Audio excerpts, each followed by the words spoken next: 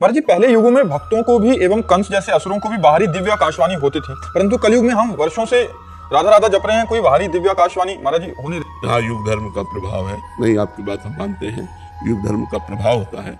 कलयुग में बड़ी मलिनता है। आप राक्षसों के चरित्र पढ़ के देखिए, 10-10 हजार वर्ष, 50-50 हजार वर्ष तपस्या करते थे। ऐसे थोड़ी वो संसार को हिला दिए। और तब हिरण्यकश्यप ने इतनी तपस्या की कि शरीर नहीं रह गया था, हड्डी हड्डी। तो ब्रह्मा जी ने जब कमंडल में जल डाला तब उसका शरीर फिर पुनः प्रकट हुआ। तभी तो त्रिभुवनपति पूरे त्रिभुवन को हिला दिया, कोई जोड़ नहीं था। ऐसे वरदान मांगे कि सिर्फ भगवान ही मार सकते थे, दूसरा कोई उपाय नहीं। भगवान ने फिर नरसिंह रूप रख करके। तो पहले क्या था कि बड़ा पवित्र वातावरण था, तो राक्षस भी पवित्रता से तपस्या करते थे।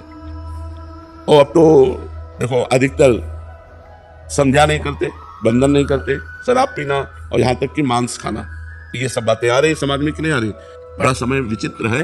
कुछ ऐसे जन हैं अभी जो अपने आप को बचाए हुए हैं। कलयुग का एक प्रवाह, पहले युगों का क्या प्रवाह कि राक्षस भी तपस्या करते थे, लेकिन कलयुग का प्रवाह जो तपस्वी कुलों में उत्पन्न हुए वो भी राक्षसी आचरण करने लगे, गलत आचरण। तो युग धर्म का प्रभाव तो पड़ता ही है। तो आकाशवाणी तो दिव्य होती है ना, जब तक दिव्य नहीं होगा तब तक वो दिव्य वाणी को सुन नहीं सकता। दिव्य नेत्र नहीं होंगे तो दिव्य दर्शन नहीं हो सकते। देखो, आज जो बड़े बड़े योगियों में भी नहीं है वो राक्षसों में होता था।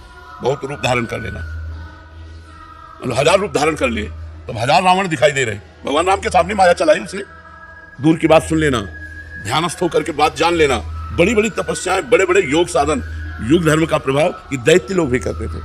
और आज सुनते हो क्या कि किसी को भ्रष्ट करने के लिए अप्सरा आई तो या मानुषिक माया से ही नहीं बच पाते, तो आसुरी माया या दैवी माया की तो बात चले। तो कलयुग है बच्चा, या तो यही भ्रष्ट हो जाते हैं तो देव अप्सरा का है। तो बहुत सी बातें हैं जो युग धर्म में ढक जाती हैं। जैसे जो पवित्र वृक्ष हैं, जो पवित्र फल देने वाले, रसमय फल देने वाले स्वाभाविक वृक्ष है, वो अंतर्ध्यान होते जा रहे हैं। देखो, एक एक गाड़ी आम, बड़े बड़े वृक्ष होते, वो वृक्ष गायब हो गए। और नकली चले, इतने इतने हैं, इतने इतने बड़े आम लगे हुए हैं। और पहले बड़े बड़े वृक्ष, छोटे छोटे आम। तो युग धर्म का प्रभाव देखो बढ़ता चला जाए। हमने गंगा जी का भरपेट जल पी करके गुजारा किया है। यमुना जी का जल जब वृंदावन आए थे तो कमंडल से भरकर पीते थे। अब आज आप आचमन करने में सुखचाओगे। युग धर्म का प्रभाव देखो, हमारी पवित्र नदियां जिनका जल पी करके हम गुजारा करते थे, आज हम आचमन नहीं कर सकते। तो ये युग धर्म का प्रभाव देखो कि पहले जैसे वृंदावन में आज के मान लो 25-26-30 वर्ष पहले जगह जगह प्याऊ लगे हुए थे, लोग श्रद्धा से पानी पिलाते थे। अच्छा, वहाँ हैंडपैप व्यवस्था थी। अब आज आप वृंदावन में परिक्रमा लगाए, अगर प्यास लगी तो 20 रुपया की बोतल लीजिए, प्यास बुझाइए, आपको पानी। बहुत बड़ा परिवर्तन युग धर्म का होता चला जा रहा है। अच्छा, अभी तो 5-6 हजार वर्ष हुए, 4,32,000 वर्ष कलयुग की आयु है। देखो, पिता से पुत्र और पुत्री सुरक्षित रहते हैं। कलयुग का कुछ प्रभाव ऐसा आ गया है कि पिता के द्वारा ही अपने बच्चों का शोषण होने लगा, पिता के द्वारा ही अपने बच्चों का शोषण। युग धर्म का प्रभाव देखो। नहीं, माता पिता से ज्यादा सुरक्षित बच्चे कहां रह सकते हैं। अभी ज्यादा नहीं है, ये अदा कदा, लेकिन जब भयंकर कलयुग आएगा तो ज्यादा हो जाएगा। फिर यदा कदा नहीं रहे। लिखा है, पहले से लिखा है, कलिकाल विहाल के मनुजा, नहीं मानत को अनुजा तनुजा। अनुजा माने बहन, तनुजा माने बेटी। बहन बेटी का भेद नहीं रह जाएगा, पशुता। ऐसा समय आएगा। तो युग तो बहुत मलिनता फैलाने वाला है। इसमें अगर भगवान का नाम जब किया जाए और भगवान का नाम कीर्तन किया जाए, भगवान की कथा सुनी जाए, तो पवित्रता बनी रह सकती। नहीं तो बहुत मलिन है, बहुत मलिन है। महाराज जी, कभी कभी मन में ये आता है खुद से कि ये गलत कर रहा हूँ या ये सही कर रहा हूँ मैं, तो क्या यही चीज जो मन में अपने आप आ रही है, यही आकाशवाणी है आज के? नहीं, आकाशवाणी ऐसे तो ये तो मनवाणी है, ये आकाशवाणी थोड़ी। आकाशवाणी दिव्य होती है, और आकाशवाणी जो होती है वो विशिष्ट और परम सत्य होती है। जैसे कंस के लिए आकाशवाणी हुई कि देवकी का 8वां पुत्र तेरा काल बनेगा। बाल पकड़कर उसी समय मारना चाह क्या मार पाया क्या? एक एक पुत्र मारता गया, क्या उसको 8वें को मार पाया क्या? तो आकाशवाणी जो होती है वो बहुत शुद्ध और सत्य और परम गंभीर वाणी होती है। तो अब आकाशवाणी सुनने के लिए हमारे अंदर दिव्यता होनी चाहिए ना, तो वो दिव्यता तो ऐसी है नहीं। जैसे ब्रह्मा जी समाधिस्थ हुए तब आकाशवाणी हुई कि इस समय, इस बार मैं संपूर्ण अपने अंशों के साथ अवतार धारण कर रहा हूँ, जाओ तुम निर्विघ्न हो जाओ, पृथ्वी से कह दो वो भय रहित हो जाए, मैं स्वयं अवतार धारण कर रहा हूँ। भगवान की वाणी आकाशवाणी, वही ब्रह्मा जी ने सुना, सबको बताया कि आप धैर्य धारण करो, भगवान का अवतार होने वाला है, श्री कृष्ण अवतार। तो भगवान की जो आकाशवाणी कई तरह की होती है। एक देववाणी, एक ऋषि वाणी, एक विधाता की वाणी और एक ब्रह्मवाणी, भगवत वाणी। अलग अलग आकाशवाणी का स्तर है। अब जैसे देववाणी को तो सुन लिया कंस ने, देववाणी ही थी, विधान के अनुसार वो वाणी हो रही थी, लेकिन भगवतवाणी नहीं सुन पाएगा। भगवतवाणी जब ब्रह्मा जी को सुनना हुआ तो समाधि सुनी, सबको नहीं सुनाई दी। वो जब समाधि में पहुंचे तब सीधे ब्रह्मवाणी सुनाई दी, मैं अवतार लेने जा रहा हूँ, तो अवतार भगवान ने लिया। तो ये युग धर्म, इसका एक बहुत बड़ा गुण है कलयुग में।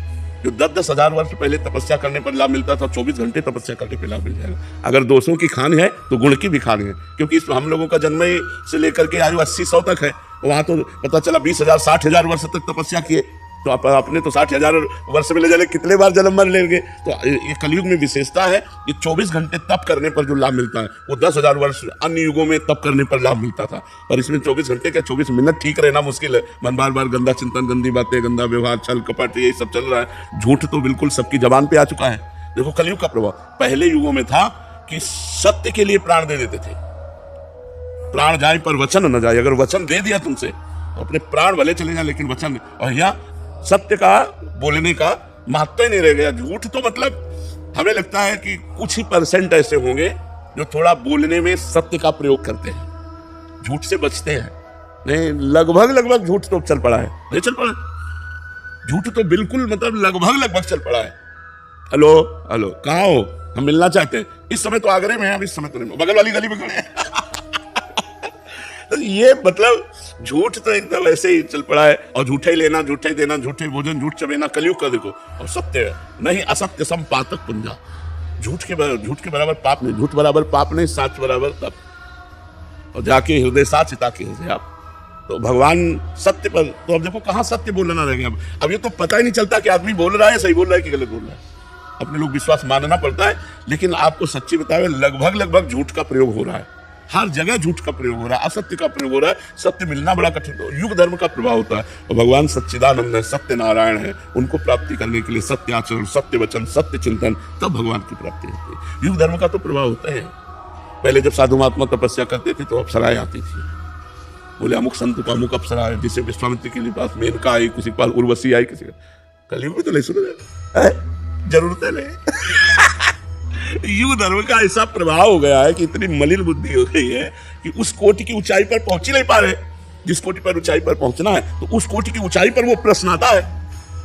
बहुत बस ऐसे, इसीलिए हम कहते हैं राधा राधा रटो, नाम जप करके कलयुग केवल नाम आधारा, सुमिर सुमिर न रूप रह पारा। भगवान का नाम ही महामंगलमय है, जो कल्याण कर देगा, जो परम लाभ प्रदान कर देगा।